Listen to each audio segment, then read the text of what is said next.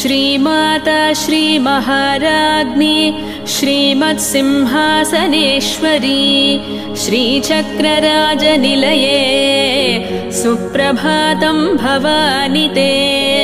श्रीमाता श्रीमहाराज्ञी श्रीमत्सिंहासनेश्वरी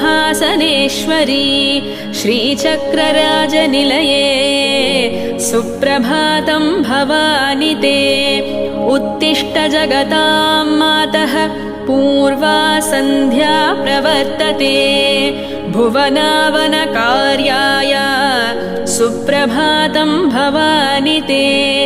उत्तिष्ठ जगतां मातः पूर्वा सन्ध्या प्रवर्तते भुवनावनकार्याय सुप्रभातं भवानि ते। तव सुप्रभातमज विष्णुवर्णिते धवलाम्बुजा